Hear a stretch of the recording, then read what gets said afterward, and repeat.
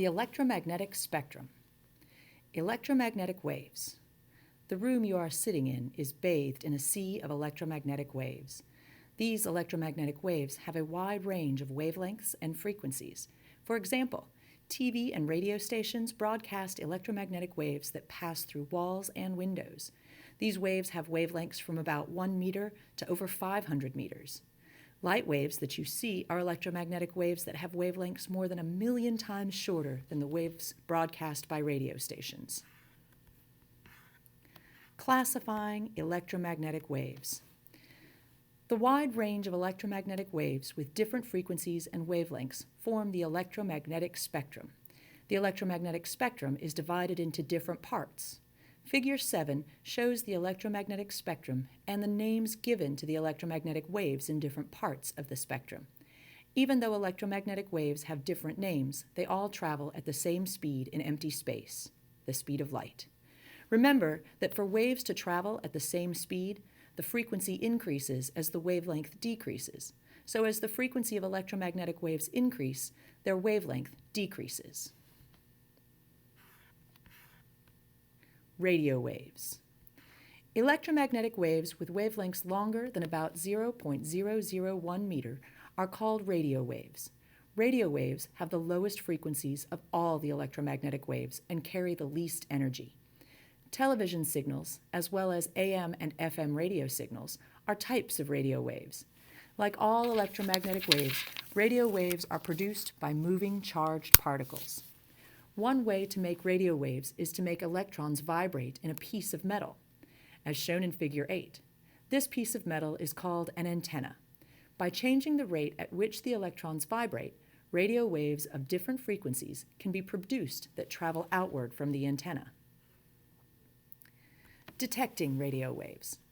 These radio waves can cause electrons and other pieces of metal, such as another antenna, to vibrate, as shown in Figure 8. As the electrons in the receiving antenna vibrate, they form an alternating current. This alternating current can be used to produce a picture on a TV screen and sound from a loudspeaker. Varying the frequency of the radio waves broadcast by the transmitting antenna changes the alternating current in the receiving antenna. This produces the different pictures you see and sounds you hear on your television. Microwaves.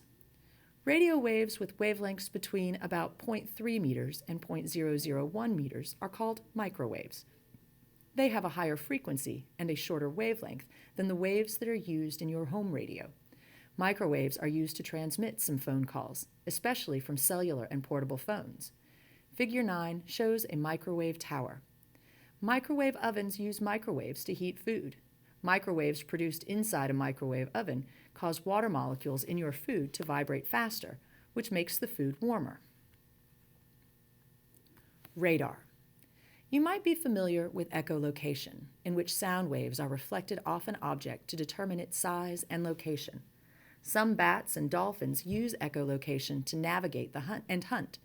Radar, an acronym for Radio, Detecting, and Ranging, uses electromagnetic waves to detect objects in the same way. Radar was first used during World War II to detect and warn of incoming enemy aircraft. A radar station sends out radio waves that bounce off an object such as an airplane. Electronic equipment measures the time it takes for the radio waves to travel to the plane, be reflected, and return. Because the speed of the radio waves is known, the distance to the airplane can be determined from the measured time. An example of radar being used is shown in Figure 10. Because electromagnetic waves travel so quickly, the entire process takes only a fraction of a second. Infrared waves. You might know from experience that when you stand near the glowing coals of a barbecue or the red embers of a campfire, your skin senses the heat and it becomes warm. Your skin may also feel warm near a hot object that is not glowing. The heat you are sensing with your skin is from electromagnetic waves. These electromagnetic waves are called infrared waves and have wavelengths between about 1,000th and 0.7 millionths of a meter. Detecting infrared waves. Electromagnetic waves are emitted by every object. In any material, the atoms and molecules are in constant motion. Electrons in the atoms and molecules are also vibrating, and so they emit electromagnetic waves. Most of the electromagnetic waves given off by an object at room temperature are infrared waves and have a wavelength of about 0.00001 meter, or 100,000th of a meter. Infrared detectors can detect objects that are warmer or cooler than their surroundings. For example, areas covered with vegetation, such as forests, tend to be cooler than their surroundings. Using infrared detectors on satellites, the areas covered by forests and other vegetation, as well as rock, water, and soil, can be mapped. Some types of night vision devices use infrared detectors that enable objects to be seen in nearly total darkness. Animals and infrared waves. Some animals can also detect infrared waves. Snakes, called pit vipers, such as the one shown in Figure 11, have a pit located between the nostril and the eye that detects infrared waves. Rattlesnakes, copperheads, and water moccasins are pit vipers.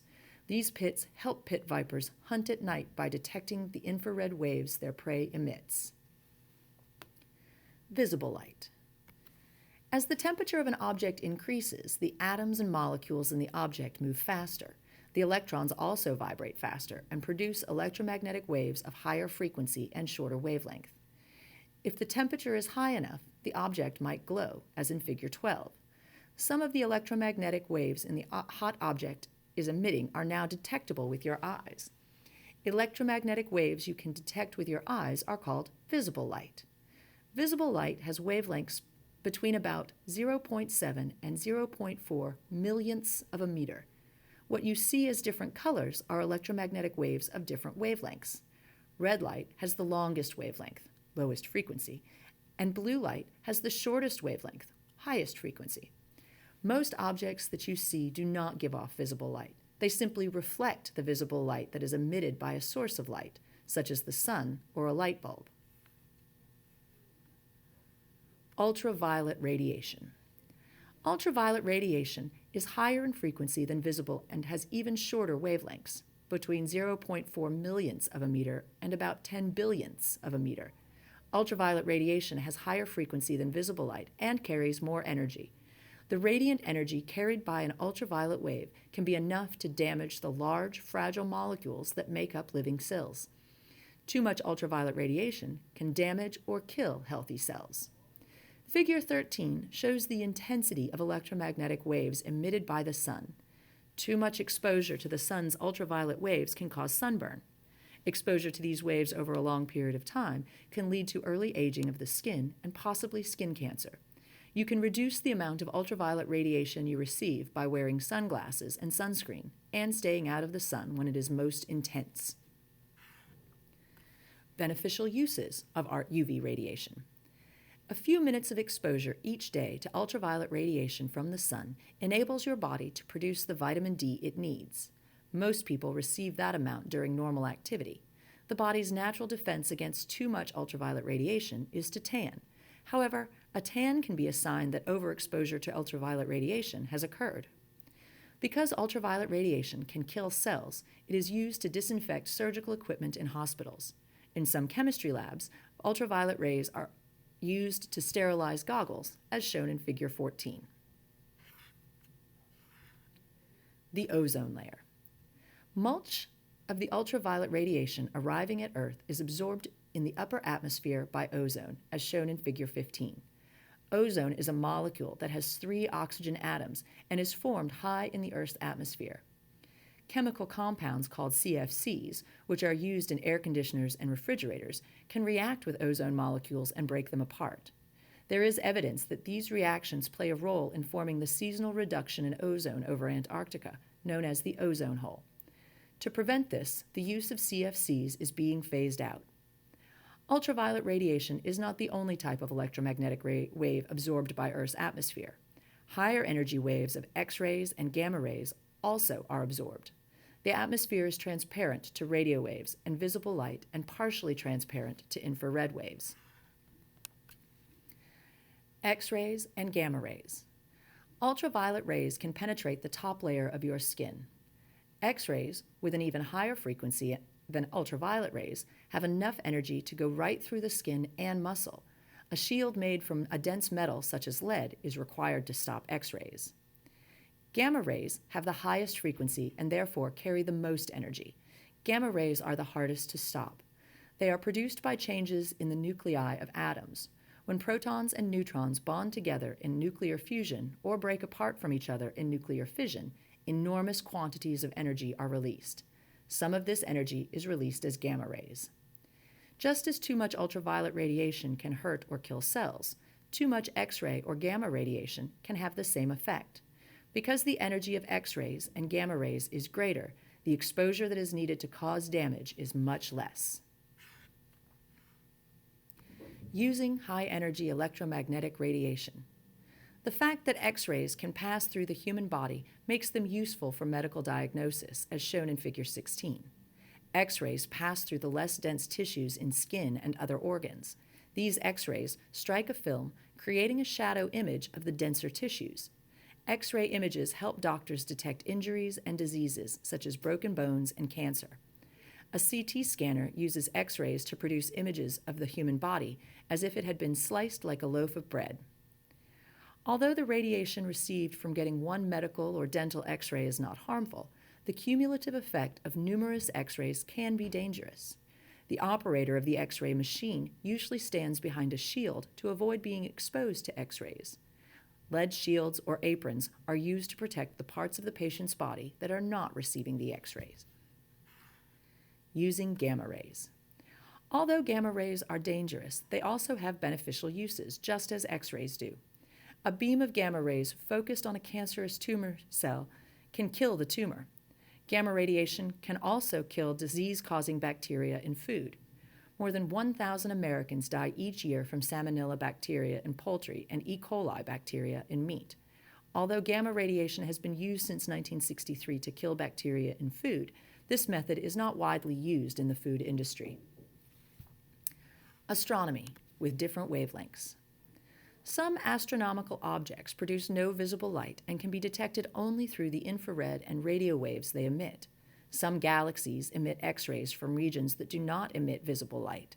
Studying stars and galaxies like these using only visible light would be like looking at only one color in a picture. Figure 17 shows how different electromagnetic waves can be used to study the sun.